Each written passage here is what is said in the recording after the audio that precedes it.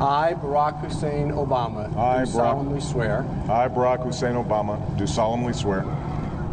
That I will execute the office of President to the United States faithfully.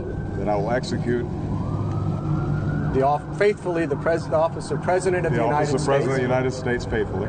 And will, to the best of my ability. And will, to the best of my ability. Preserve, protect, and defend the Constitution of the United States. Preserve, protect, and defend the Constitution of the United States. So help you God. So help me God. Congratulations, Mr. President. All the best wishes.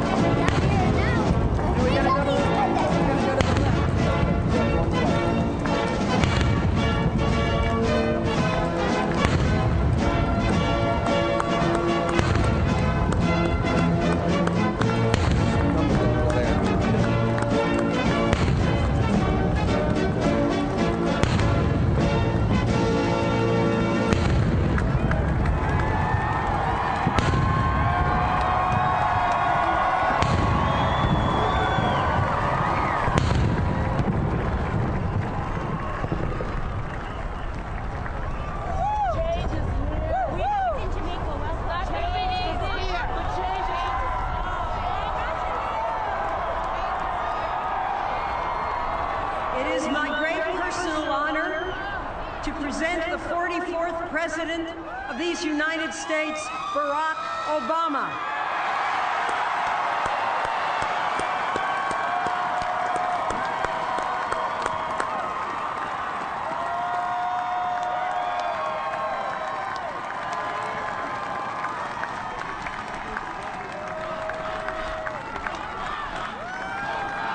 Thank you.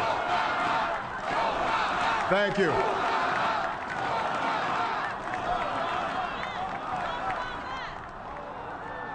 My fellow citizens, I stand here today humbled by the task before us, grateful for the trust you've bestowed, mindful of the sacrifices borne by our ancestors. I thank President Bush for his service to our nation.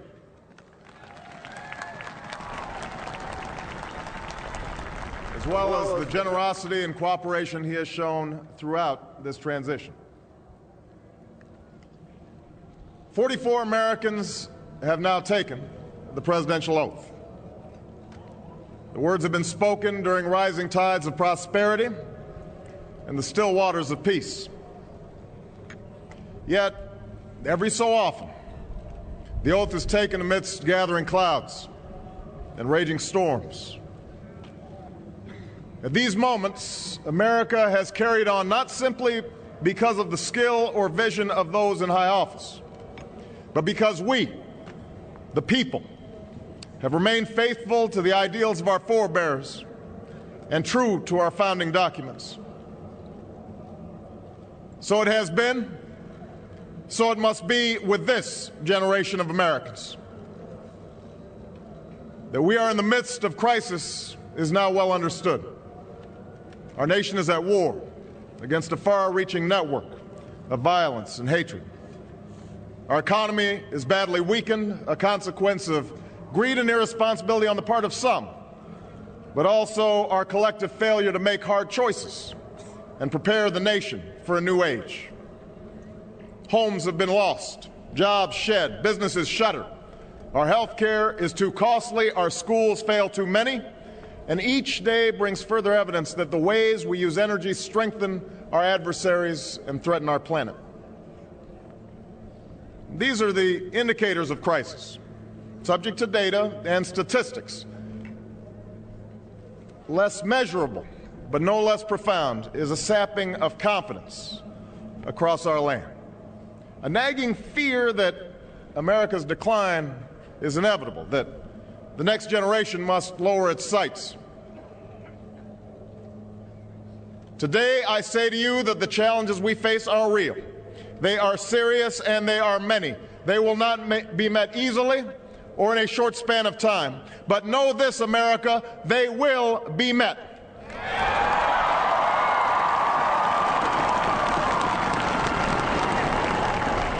On this day, we gather because we have chosen hope over fear, unity of purpose over conflict and discord.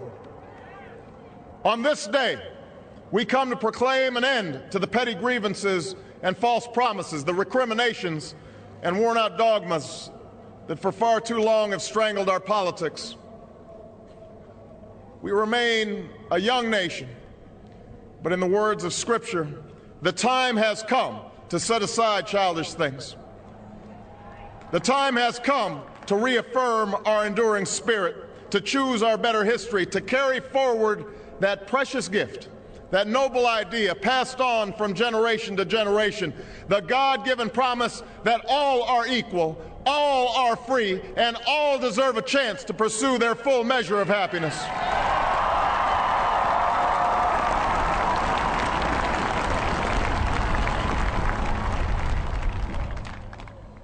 In reaffirming the greatness of our nation, we understand that greatness is never a given. It must be earned. Our journey has never been one of shortcuts or settling for less. It has not been the path for the faint-hearted, for those who prefer leisure over work or seek only the pleasures of riches and fame. Rather, it has been the risk-takers, the doers, the makers of things, some celebrated, but more often men and women obscure in their labor, who have carried us up the long, rugged path towards prosperity and freedom. For us, they packed up their few worldly possessions and traveled across oceans in search of a new life. For us, they toiled in sweatshops and settled the West, endured the lash of the whip, and plowed the hard earth. For us, they fought and died in places like Concord and Gettysburg, Normandy and Quezon. Time and again, these men and women struggled and sacrificed and worked till their hands were raw so that we might live a better life. They saw America as bigger than the sum of our individual ambitions, greater than all the differences of birth or wealth or faction. This is the journey we continue today. We remain the most prosperous, powerful nation on earth. Our workers are no less productive than when this crisis began. Our minds are no less inventive, our goods and services no less needed than they were last week or last month or last year. Our capacity remains undiminished. But our time of standing pat, of protecting narrow interests and putting off unpleasant decisions, that time has surely passed. Starting today, we must pick ourselves up, dust ourselves off, and begin again the work of remaking America.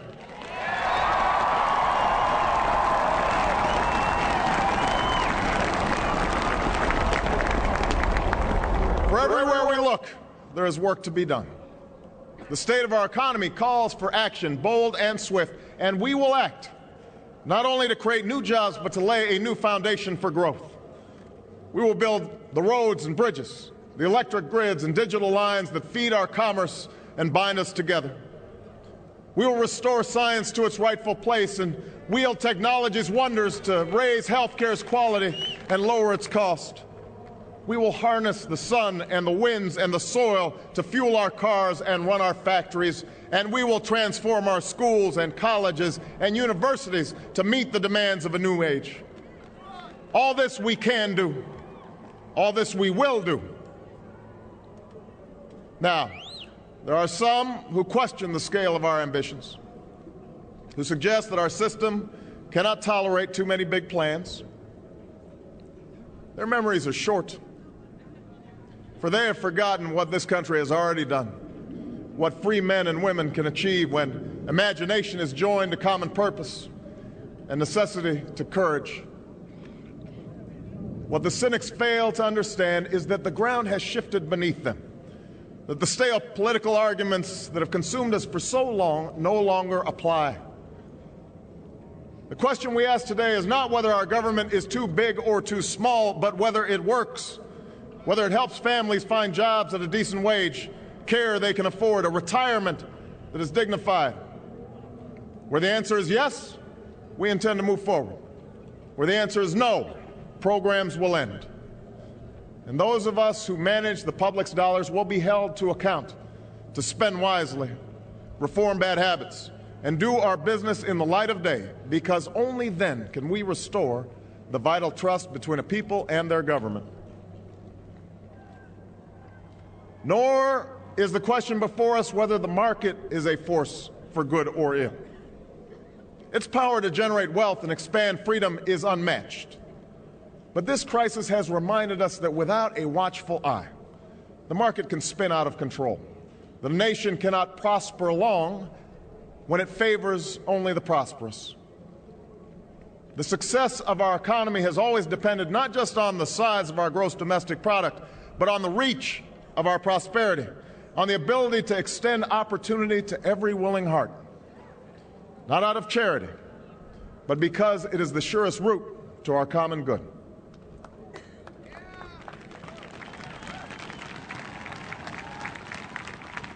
As for our common defense, we reject as false the choice between our safety and our ideals. Our founding fathers, faced with perils that we can scarcely imagine, drafted a charter to assure the rule of law and the rights of man, a charter expanded by the blood of generations. Those ideals still light the world, and we will not give them up for expedience sake. And so, to all the other peoples and governments who are watching today, from the grandest capitals to the small village where my father was born, know that America is a friend of each nation and every man, woman, and child who seeks a future of peace and dignity, and we are ready to lead once more.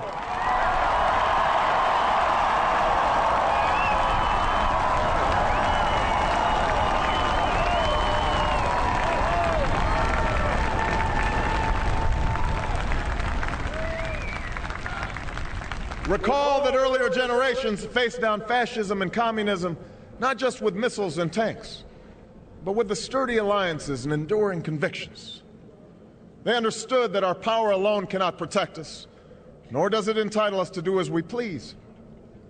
Instead, they knew that our power grows through its prudent use. Our security emanates from the justness of our cause, the force of our example, the tempering qualities of humility and restraint.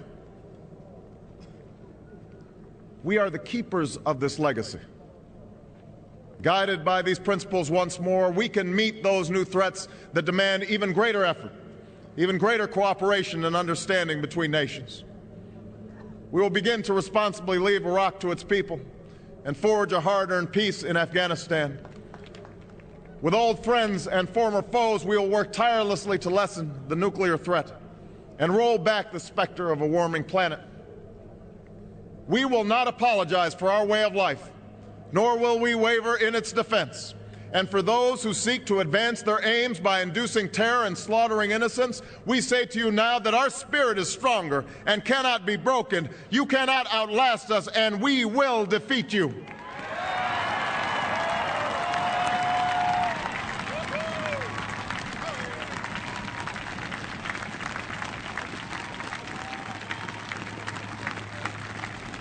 For we know that our patchwork heritage is a strength, not a weakness. We are a nation of Christians and Muslims, Jews and Hindus, and non-believers. We are shaped by every language and culture, drawn from every end of this earth. And because we have tasted the bitter swill of civil war and segregation and emerged from that dark chapter stronger and more united, we cannot help but believe that the old hatreds shall someday pass, that the lines of tribes shall soon dissolve, that as the world grows smaller, our common humanity shall reveal itself, and that America must play its role in ushering in a new era of peace. To the Muslim world, we seek a new way forward based on mutual interest and mutual respect. To those leaders around the globe who seek to sow conflict or blame their society's ills on the West, know that your people will judge you on what you can build, not what you destroy. To those who cling to power through corruption and deceit and the silencing of dissent, know that you are on the wrong side of history, but that we will extend a hand if you are willing to unclench your fist. To the people of poor nations, we pledge to work alongside you to make your farms flourish and let clean waters flow, to nourish starved bodies and feed hungry minds. And to those nations like ours that enjoy relative plenty, we say we can no longer afford indifference to the suffering outside our borders, nor can we consume the world's resources without regard to effect. For the world has changed, and we must change with it. As we consider the road that unfolds before us, we remember with humble gratitude those brave Americans who, at this very hour, patrol far-off deserts and distant mountains. They have something to tell us, just as the fallen heroes who lie in Arlington whisper through the ages. We honor them not only because they are the guardians of our liberty, but because they embody the spirit of service, a willingness to find meaning in something greater than themselves.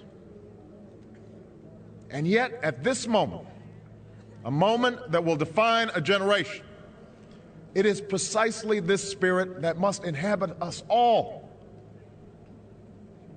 For as much as government can do and must do, it is ultimately the faith and determination of the American people upon which this nation relies. It is the kindness to take in a stranger when the levees break, the selflessness of workers who would rather cut their hours than see a friend lose their job, which sees us through our darkest hours. It is the firefighter's courage to storm a stairway filled with smoke, but also a parent's willingness to nurture a child that finally decides our fate. Our challenges may be new. The instruments with which we meet them may be new. But those values upon which our success depends, honesty and hard work, courage and fair play, tolerance and curiosity, loyalty and patriotism, these things are old. These things are true. They have been the quiet force of progress throughout our history. What is demanded then is a return to these truths. What is required of us now is a new era of responsibility, a recognition on the part of every American that we have duties to ourselves, our nation, and the world, duties that we do not grudgingly accept, but rather seize gladly, firm in the knowledge that there is nothing so satisfying to the spirit, so defining of our character, than giving our all to a difficult task. This is the price and the promise of citizenship. This is the source of our confidence, the knowledge that God calls on us to shape an uncertain destiny. This is the meaning of our liberty and our creed, why men and women and children of every race and every faith can join in celebration across this magnificent mall, and why a man whose father less than 60 years ago might not have been served at a local restaurant can now stand before you to take a most sacred oath.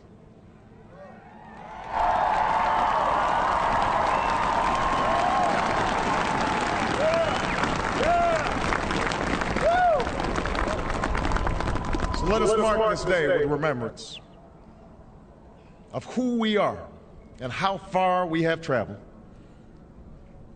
In the year of America's birth, in the coldest of months, a small band of patriots huddled by dying campfires on the shores of an icy river. The capital was abandoned. The enemy was advancing. The snow was stained with blood. At a moment when the outcome of our revolution was most in doubt, the father of our nation ordered these words be read to the people. Let it be told to the future world that in the depth of winter, when nothing but hope and virtue could survive, that the city and the country, alarmed at one common danger, came forth to meet it. America, in the face of our common dangers, in this winter of our hardship, let us remember these timeless words. With hope and virtue, let us brave once more the icy currents and endure what storms may come. Let it be said by our children's children that when we were tested, we refused to let this journey end, that we did not turn back nor did we falter. And with eyes fixed on the horizon and God's grace upon us, we carried forth that great gift of freedom and delivered it safely to future generations. Thank you. God bless you. And God bless the United States of America.